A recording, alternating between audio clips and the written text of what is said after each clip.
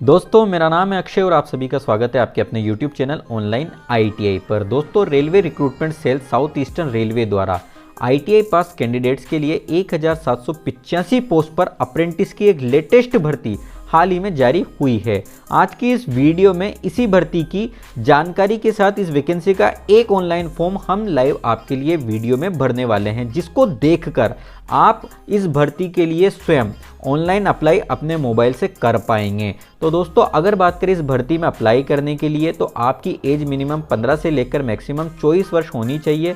साथ ही अगर आप SC ST कैटेगरी में हैं तो आपको 5 वर्ष की और OBC कैंडिडेट को 3 वर्ष की मैक्सिमम एज लिमिट में छूट मिल जाएगी। 10वीं आपको पास होना ज़रूरी है और 10वीं में आपके मिनिमम 50% अंक हैं, तभी आप इसमें अप्लाई कर सकते हैं। साथ ही आप जिस भी पोस्ट पर अप्लाई करना चाहते हैं उस पोस्ट से संबंधित ट्रेड में आपकी ITI भी होना ज़रूरी है। इस भर्ती में सिलेक्शन आपका बहुत ही सिंपल प्रोसीजर से होगा। इसमें कोई आपका एग्ज़ाम नहीं होना है, केवल आपकी 10 की परसेंटेज से एक मेरिट बनाई जाएगी और उसी मेरिट के आधार पर कैंडिडेट्स का सिलेक्शन किया जाएगा। दोस्तों इस भर्ती में अप्लाई आपको ऑनलाइन करना है, जो कि आगे हम आपको करके बताएंगे। इसमें अप्लाई करने के लिए जनरल OBC को 100 रुपीज़ व अदर कैंडिडेट को कोई पेमेंट नहीं करना है। दोस्तों इस भर्ती में जो पद निकले हैं ये जो डिवीजन साउथ ईस्टर्न रेलवे के अंतर्गत आते हैं। यूनिट्स आती है जिसमें खड़गपुर वर्कशॉप हुआ, सिग्नल एंड टेलीकॉम खड़गपुर हुआ, ऐसे काफ़ी सारी यूनिट्स है। चक्रधरपुर हुआ, बोंडा मुंडा हुआ, सीनी आद्रा हुआ, BKSC हुआ,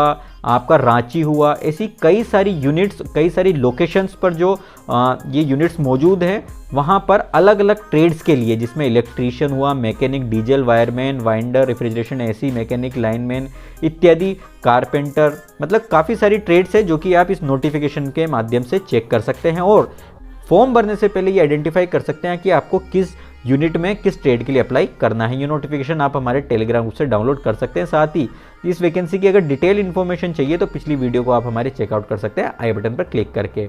दोस्तों फिलहाल हम बात करते हैं इस वैकेंसी में ऑनलाइन अप्लाई करने के लिए। अप्लाई करने के लिए दोस्तों हमें ऑफिशियल वेबसाइट पर आना होगा। ऑफिशियल वेबसाइट पर आने के बाद इस तरीके से होम पेज आपके मोबाइल स्क्रीन पर या कंप्यूटर स्क्रीन पर ओपन हो जाएगा।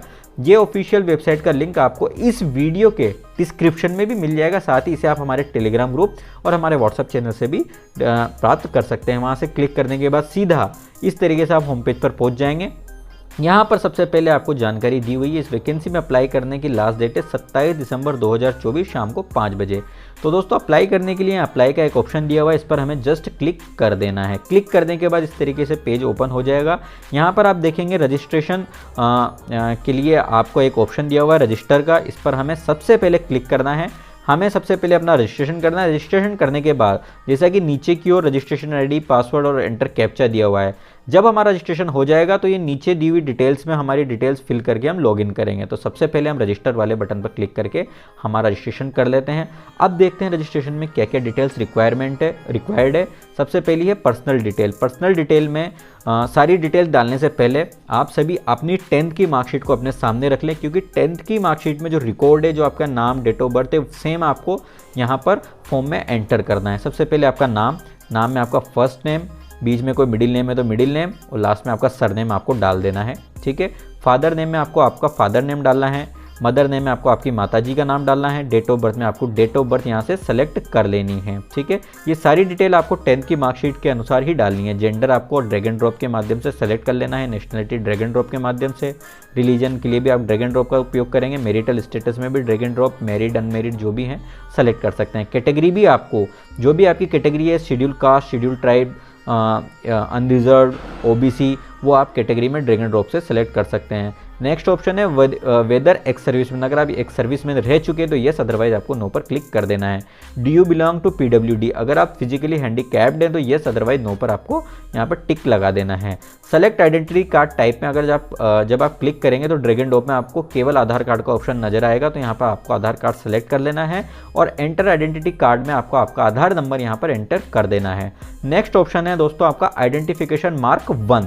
आइडेंटिफिकेशन मार्क 1 में आपको आपके बॉडी पर कोई भी कट का या फिर कोई जले कटे का निशान हो तो वो आपको यहाँ पर डाल देना है, आपका आइडेंटिफिकेशन हो जाएगा।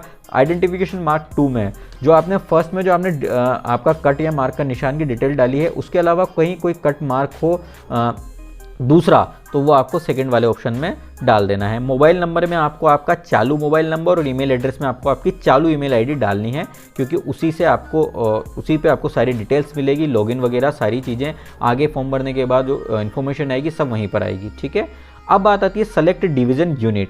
आपको मैंने जैसा बताया था नोटिफिकेशन में कि कई सारी डिवीज़न, कई सारी यूनिट जो साउथ ईस्टर्न रेलवे के अंतर्गत आती है उनमें ये भर्तियाँ निकली हुई है। तो सबसे पहले तो आपको ये सेलेक्ट करना है कि आपको किस डिवीज़न, किस यूनिट में अप्लाई करना है। उदाहरण के लिए जैसे खड़गपुर वर्कशॉप है, इसमें फीटर के लिए 100 पोस्ट निकली हुई है, जिसमें ओबीसी के लिए 27 पोस्ट है। तो अगर मैं ओबीसी हूँ और मेरे को खड़गपुर में अप्लाई करना है तो मैं इस तरीके से खड़गपुर वर्कशॉप को यहाँ पर सेलेक्ट कर सकता हूँ। जैसे कि मैंने यहाँ पर खड़गपुर वर्कशॉप को सेलेक्ट डिवीज़न यूनिट में सेलेक्ट कर दिया, जो कि मेरे को फर्स्ट में ही देखने को मिल जाएगा। अब जिस भी ट्रेड में मैं अप्लाई करना चाहता हूँ सेलेक्ट ट्रेड में, वो ट्रेड ड्रैग एंड ड्रॉप में मुझे सेलेक्ट कर लेनी है। जैसे मैं इलेक्ट्रिशियन को सेलेक्ट कर लेता हूँ। आप अपने लिए जो भी सूटेबल आपको ट्रेड और यूनिट लगती है वो इस नोटिफिकेशन में सबसे पहले चेकआउट ज़रूर कर लें। ठीक है, इसके बाद आप जो फॉर्म भरने के दौरान रजिस्ट्रेशन की प्रक्रिया आप करेंगे उसमें अपनी डिवीज़न यूनिट सेलेक्ट कर लें, ट्रेड सेलेक्ट कर लें। ठीक है, एजुकेशनल क्वालिफिकेशन नीचे आपको डालनी है। इसमें सबसे पहले आपकी मैट्रिकुलेशन यानी 10th की डिटेल्स आपको डालनी है।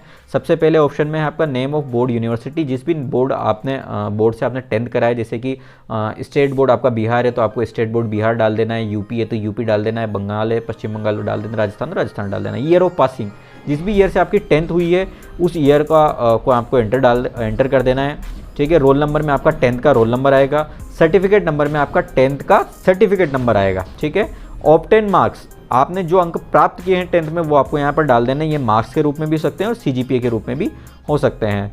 टोटल मार्क्स सीजीपीए, यहाँ पर आपको जो टोटल मार्क्स आपके 10th में थे, मतलब मैक्सिमम मार्क्स रहते हैं आपके 10th के सर्टिफिकेट में, वो आपको यहाँ डाल देना है। जैसे कि 600 मैक्सिमम रहते हैं, वो यहाँ आपको डाल देना है। एग्रीगेट परसेंटेज में आपकी परसेंटेज ऑटोमेटिकली कैलकुलेट हो जाएगी। ठीक है, नेक्स्ट ऑप्शन है आईटीआई की आपको डिटेल्स डालनी है। एग्जाम पास आईटीआई ऑटोमेटिक लिखा हुआ आ रहा है। Name of board university institute में आपको जो आपका बोर्ड यूनिवर्सिटी है एनसीवीटी एससीवीटी वो यहाँ डाल सकते हैं आप। ठीक है, ईयर ऑफ पासिंग में आपको आपका जिस ईयर में पास किया है आपने आईटीआई वो डाल देना है। रोल नंबर में आपको आपका रोल नंबर डालना है।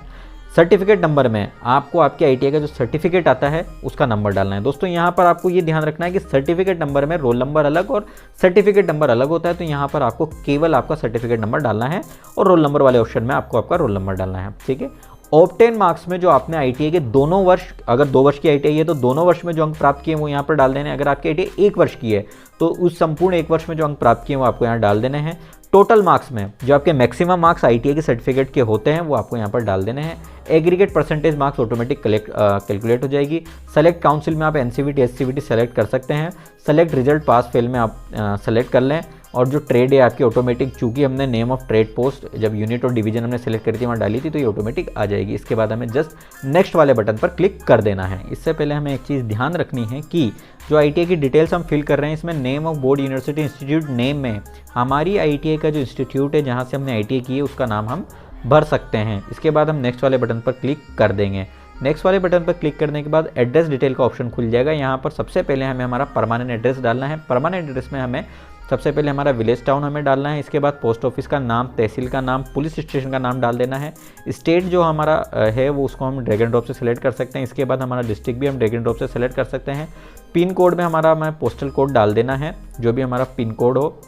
इसके बाद अगर आपका जो करस्पॉन्डेंस एड्रेस है स्थायी पते की तरह सेम है तो आपको येस कर देना है। अदरवाइज अगर इसमें कुछ परिवर्तन है तो आपको नो करके यहाँ पर डिटेल्स फिल कर देनी है। ठीक है, इसके बाद हमें हमारा पासवर्ड क्रिएट करना है। पासवर्ड है ये 6 कैरेक्टर का हो सकता है। ठीक है, पासवर्ड क्रिएट करने के बाद आपको कंफर्म पासवर्ड में आपका पासवर्ड दोबारा से डाल देना है और यहाँ पर चेक बॉक्स पर टिक करके प्रोसीड वाले बटन पर क्लिक कर देना है।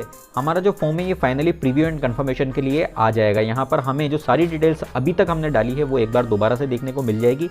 अगर इसमें हमें कोई सुधार की आवश्यकता लगती है तो इसको में सुधार करने का ये अंतिम मौका है। इसमें हम एडिट डिटेल का एक ऑप्शन है नीचे की ओर लेफ्ट साइड में, इसके माध्यम से इसमें किसी भी प्रकार का सुधार कर सकते हैं। कोई भी गलती जो अभी तक हमने की है उसको सही कर सकते हैं। अगर सारी चीज़ें सही है, हमें फॉर्म को फाइनली सबमिशन के लिए डालना है तो हमें डिक्लेरेशन वाला जो कॉलम है नीचे की ओर इस पर चेकबॉक्स है, इस पर टिक कर देना है।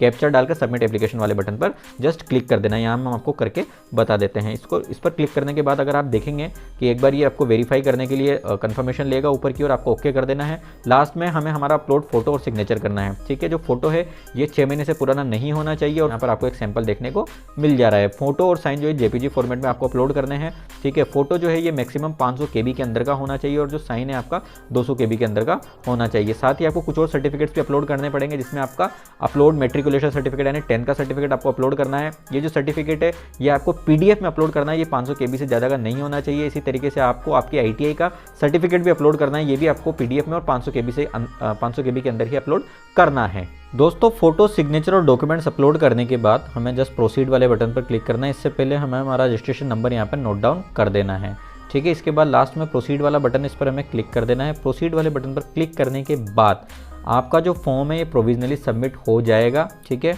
इसके बाद आपको जो एप्लीकेशन फ़ीस का पेमेंट है, अगर आप जनरल ओबीसी ईडब्ल्यूएस कैटेगरी में आते हैं तो आपको 100 रुपीज़ एप्लीकेशन फ़ीस का पेमेंट करना होगा। अगर आप एससी एसटी और वीमेन और फिजिकली हैंडीकैप कैटेगरी में तो आपको किसी भी प्रकार का एप्लीकेशन फ़ीस का पेमेंट नहीं करना है। यहाँ पर पे ऑनलाइन का एक ऑप्शन है, यहाँ पर आप जाकर अपनी एप्लीकेशन फ़ीस का पेमेंट कर सकते हैं।